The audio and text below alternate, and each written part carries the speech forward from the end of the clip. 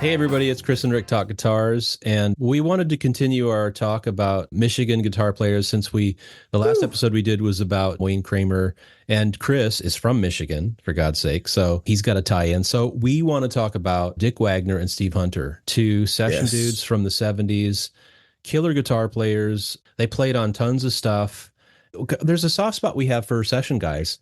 You know, Chris and I love tasty players, and kind of the unsung heroes, they're starting to get their due now because more people are finding out about session players. But in the old days, they didn't get credits, or, you know, in the early days, they didn't get to go out and tour with bands. They just stayed in the studio and did stuff. It was cool. It was probably rewarding work, and they dug it. But as time went on, I think it's cool that certain session people got to actually tour with bands, you know, be more of a player in a band context with some of these artists. So, and in terms of Dick Wagner and Steve Hunter, they played with, you know, you name it, Alice Cooper, Lou Reed, Aerosmith, all kinds of people. So what do you think, Chris? Talk to me, baby. Yeah. Those guys, they were two guitar players that I really didn't know I knew, but I did know. I was listening to them for years and I didn't even realize it. And then probably in the late 70s, I've read an article somewhere and I learned about them. And when Kiss Destroyer came out, there was a couple of songs on there that I thought, this doesn't sound like Kiss. This doesn't sound like Ace Frehley's guitar. It was really melodic and kind of like intricate parts, and there was harmony and stuff. And come to find out, it was those guys. They got pulled in a lot of times from the producer, Bob Ezrin. Yeah, they worked with Bob Ezrin. So he'd have them come in sometimes for sessions where the song just wasn't coming together or gelling in a way. The two songs on Destroyer, I think it's Flaming Youth and Shout It Out Loud. And I think Steve Hunter played acoustic on Beth. So I pointed these out sometime in the early 80s to people, and they get pissed when you say this shit. On Aerosmith, Get Your Wings. They were on, I think it's Steve Hunter is the intro to Train Kept a Rolling, and then at the later solo section, it's either both of them or Dick Wagner. Probably both of them. They do a lot of harmony stuff together. And also Same Old Song and Dance. That is, I think it's Steve Hunter. I love it. And or Dick Wagner. They played a lot together for a lot of stuff. And they were studio guys. They worked on a lot of records, but they also got to tour a lot. That they talk, you know, very, very fondly of the Alice Cooper tours that they did. Yeah. And they love the Lou Reed that they did. And that's kind of like one of my favorite guitar records, Rock and Roll Animal. I love that record. It's just totally killer. Double guitar, Phase 90, Les Paul Jr. rock and roll. So they did quite a bit of touring in the late 70s. And their career, they were in kind of an unfortunate situation. They kind of got edged out when, at the end of like the blues rock kind of thing, when, you know, the Shredders came in with, you know, Van Halen and all that. Right. And so they like found themselves kind of not working a lot. And I think it was Steve Hunter who said one time, it must have been like in the late 80s or something, he was in a Tower Records store with $20 in his pocket. He had to buy a CD because he was going to play on a record and he had to learn the song. And he bought a CD. He said he was spending his last $20. And this is the guy that's all over, you know, Welcome to My Nightmare. Oh my and God. You know, all these records. So it's a pretty interesting story. I know that Dick Wagner wrote a book that I got to get. I haven't gotten it and read it. I would love to read all the inside stories. You know, everybody from, you know, like Aerosmith. I mean, the interesting part about the Aerosmith deal is I read an article with Brad Whitford where he was talking about that record. And he said him and Joe Perry were super bummed about that. But they said after they thought about it, they took it as a great example of rock and roll guitar. And they kind of studied that. And that's great because those two guitarists, Hunter and Wagner, are probably responsible for, you know, a lot of toys in the attic, because those two in Aerosmith probably said, fuck this isn't going to happen again. We're going to play all of our solos from here on out. Those are two really good guitar players too, you know? Yeah. And it's kind of interesting. But where did they both meet for the first time? Did they meet like in the Aerosmith sessions? Do you know? Or no, they met because they became really friendly. They knew each other. I mean, Steve Hunter was in Mitch Ryder and the Detroit Wheels. Oh, that's he was right. a guitar player in that band. And Dick Wagner played in a band called The Frost. I have one of their records here. And so I think they met each other maybe around, I don't recall, but I think the first thing they worked on together was like, I think it was some of the Alice Cooper stuff, I believe. School's Out. I think he was on that record.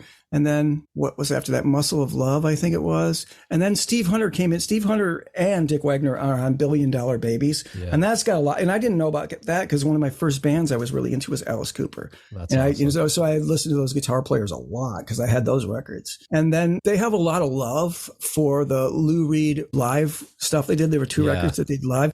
But also I really love the record that they did with Lou Reed, the first one they did with him, which was Berlin. Oh, it was a record that was like just got shit on, critically shit on. People just didn't get it. It was too out there for the time, and it's a brilliant record. I have it. I love it. But they were on that. And Lou Reed took so much shit for that record that he said, fuck it, I'm just going to go on and I just want to play rock and roll, like loud rock and roll. I love it. So he had those guys, those guys arranged all those songs. Yeah. They kind of worked it out, like the big Sweet Jane solo and that stuff. So they went out and they had a blast. They loved it. But that tour, they got like the crowd loved those two guys. And it started to get a little bit annoying for Lou Reed. Yeah, I was going to say that. Yeah. Like, they were kind of too out front, so he kind of told them to dial it back. And Lou Reed always didn't speak very highly of that record or that time. He wasn't really into it. And I loved his other records too, but I loved them both. There was a time when Rock and Roll Animal didn't click with me, probably when I was first into Lou Reed in the 80s, when I got into him, because I was really into this like thing where, anti-wank, you don't wank, you don't do long solos and things like that. And that's so like out there, like kind of the blues noodles at times, but it's pretty incredible. It's lyrical. It's like, it's very musical. There's like a lot of interlocking parts. It's hard. They play very much kind of almost the same. It's hard to tell them apart sometimes, but you do, once you dig in and you find out who's who on which side they are on the stereo spectrum, you can kind of pick out their little characteristics. But I loved it. I loved it both. I mean, I play that record all the time, and I also play Berlin and, Blue Mask and anything else I can get my hands on. So, yeah. Well, the thing I dug about it too is just the friendship that was forged between the two guys. I mean, any other guys, egos might have gotten in the way, or you know what I mean. But for some reason, they clicked together. They played together well. They gave each other space, which I thought was really, really cool. And just reading interviews with both of them, they have the utmost respect for each other and love. And yeah, I mean, I'm glad you mentioned the Lou Reed thing, because I was going to mention that, which I thought was really funny that, I think it was Wagner that put the band together for Reed. And he was saying like they played these shows and people were really getting into the guitar stuff, and Lou Reed was getting kind of pissed off, and had to have the talk with the guys. But it's funny too, because I remember also Lou Reed in interviews just saying how much he loved rock and roll and wanted to basically be a rock and roll star, right? Like I want to be. And he was. And so to me, I think that album and those guys were kind of the epitome of of that manifestation of Lou Reed, right? Kind of, I think. But have you listened to Berlin at all? Not in a long time. You should give that one a whirl. It's a commitment to get into it, but I love it. It's probably the most depressing record ever made. I fucking love it. It's beautiful. And that's the other thing about those two that it's really worth pointing out is they were very good at writing and arranging. I mean, I think it was Dick Wagner, I think, wrote Only Women Bleed, a good part of that, and some other like big songs. And they were really, really good at arranging and just getting like interlocking parts and stuff like that. Yeah, in Alice Cooper, after Alice Cooper, the Alice Cooper band broke up and it became solo Alice Cooper. Dick Wagner was on all of like the next 5 records. They would all go and write together. So he was a big part of the writing process for all those. So it would have been like, Welcome to My Nightmare, and what was the one? Alice Cooper Goes to Hell, Lace and Whiskey, and all that era. And they finally got to having to be pulled back a little bit in the Lou Reed band. Yeah. They got to they had got to have millions of great guitar battles and stuff in the Alice Cooper thing, because it was just all showmanship. Yeah. So, they would wear top hats and capes and all that shit. I was going to say, I watched the video of that, and it's so fun to watch. They both have the garb on, the top hats and the capes and stuff, and they're just, shredding. I think Wagner's playing a BC Rich. They were at that time. One of the most earliest users of the BC Riches. Yeah. They have a lot of good things to say about those early ones. Yeah. And Hunter was playing a cool TV yellow special, double cut special. Mm-hmm. And they were both Marshalls. They played through Marshalls and the Phase 90s and all that stuff. And it's just cool to hear them talk about that stuff so fondly, because Wagner, he talked about how cool it was to write with Alice Cooper. Like, Alice would fly him to Hawaii and they'd spend a week writing songs and doing that stuff. So, I mean, Alice totally respected him and Hunter as not only guitar players, but just integral parts of his whole creative process, which I thought was super cool for them to experience that. Yeah. But another thing I think that's so cool in the evolution of session people is the fact that these guys weren't relegated to the studios, but they got to get out and be band members in people's bands and do some touring and do some of that other stuff. Like, some of the earlier era studio musicians may not have gotten to experience, but Right. I think that's so cool. I really dug that about these guys. All got to be part of the 70s rock and roll excess. Totally. And then they got to watch it all go away. First, like, it probably took a little bit of hits during punk rock. When punk rock came up, they were probably like, these guys are, dinosaurs or whatever. So they took a hit there. And then after like the Van Halen thing, it was over. That's pretty much, they made music their entire lives. So I think Dick Wagner died in, I think, 2014 or something. And I believe Steve Hunter's still alive. He is still alive. Yeah. Right. I think he's got a YouTube channel. But that is interesting to talk about too, is the paradigm shift in guitar styles and things like that. I wonder if there are other session people that were more chameleon-like that could withstand like paradigm shifts, or if it was just like, if it's just inevitable that you kind of spend your time in a certain era and then sure enough, you fall out of favor. I don't know. Well, another interesting thing to me too is like, were these guys mentioned in liner notes at all, or just sparsely? Yeah. And I don't remember I don't think that was due to contractual things. It was just like, kind of like, I really don't know the reason for that, but they weren't on any of those records. I think if you go to Wikipedia, I think they get their credits where they play, but maybe not. It seems like last time I was looking up Dick Wagner, there was one record, or maybe it was Steve Hunter. There was one record that they were definitely on that's not on their list. So yeah, it was like shrouded in mystery in the 70s and 80s. And it also caused a lot of, I had a friend, it would have been like 1980, and he was way, way into Aerosmith. And I had learned that about, and I'm like, that blah, blah, blah guitars. He's like, no, he wanted to fight. It's God. You don't say that about Aerosmith. It's like, I like Aerosmith. That's one thing that's about people today that I don't know.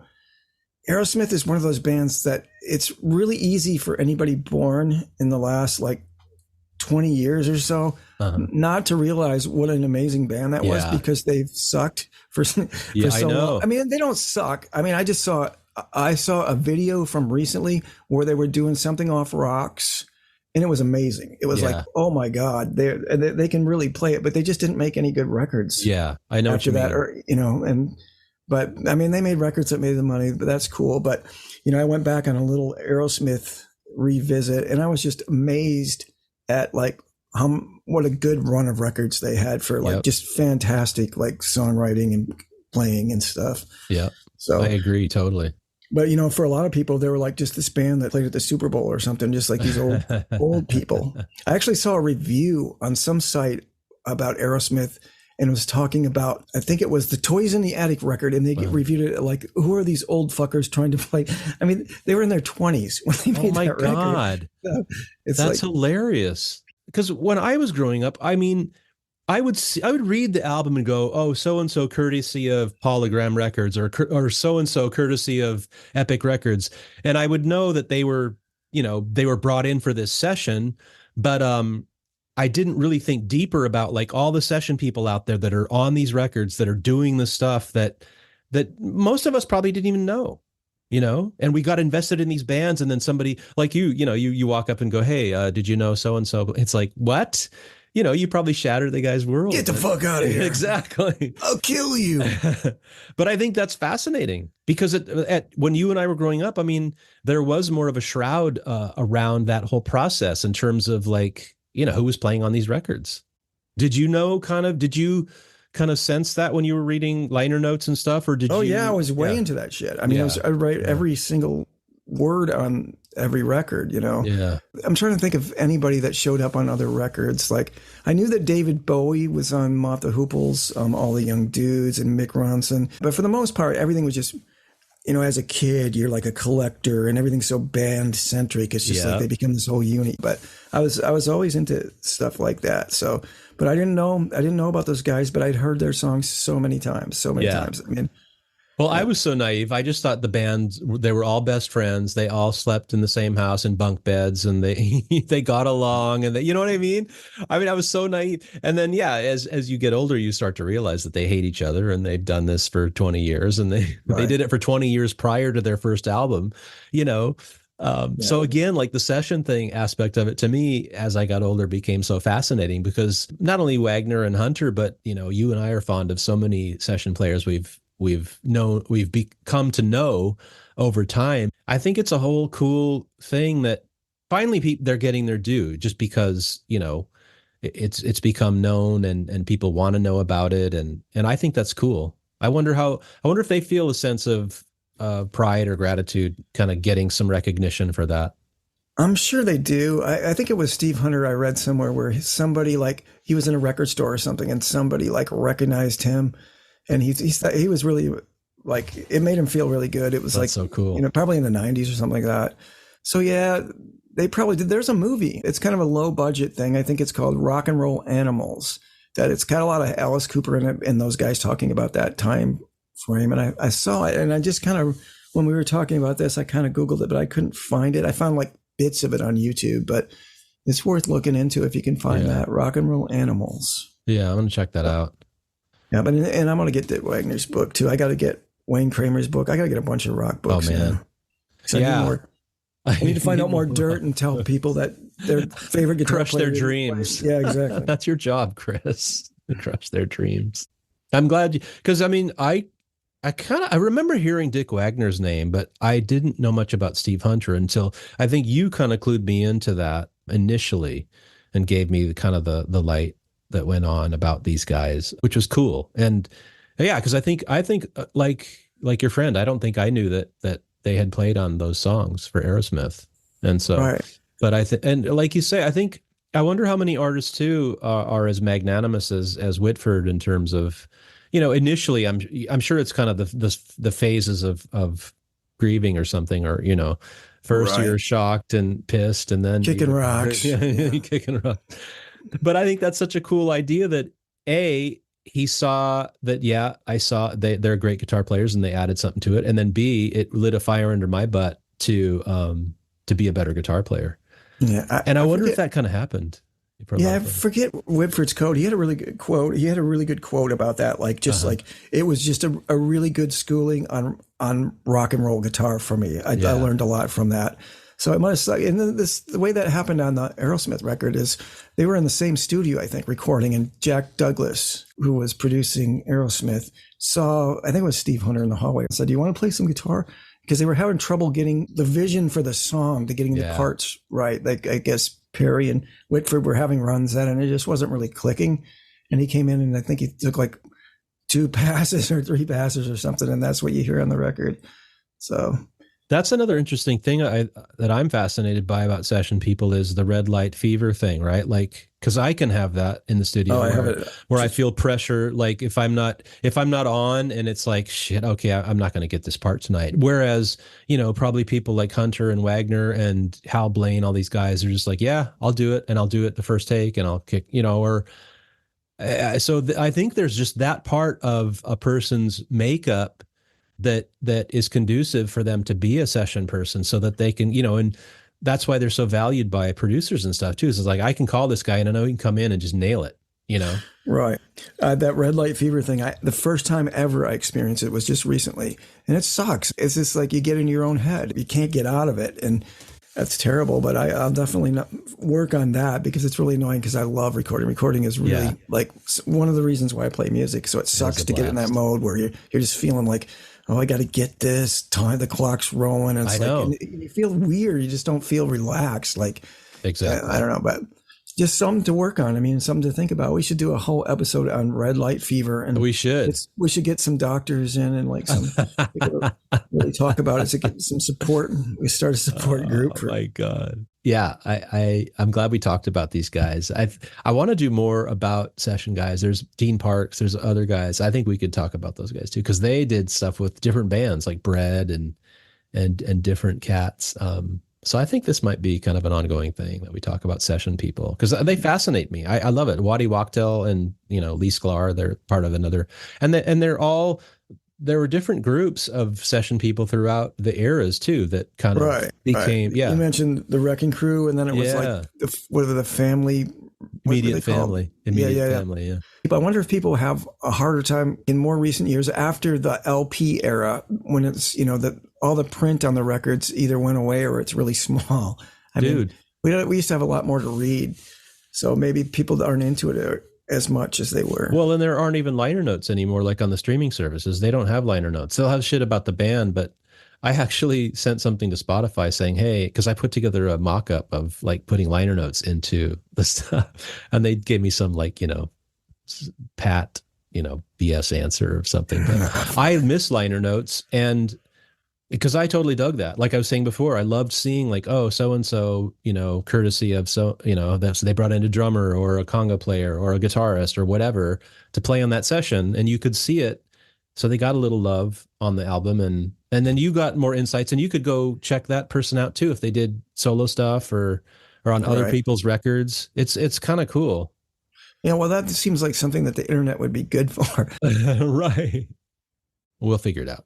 Yeah, I'll figure it out this weekend. Well, as always, thanks for listening, people. We're proud members of the Ruinous Media Network, and Chris and I really enjoy doing this. So thanks for listening. Listen to us on Apple Podcasts, Spotify, wherever you get your podcasts. We're on YouTube now, too, so check that out. And we're going to start dabbling in other things. So what else do you got, Chris? No, I think you covered it. That was pretty good. Thanks, man. You should record that. All right. Until next time, people. See ya.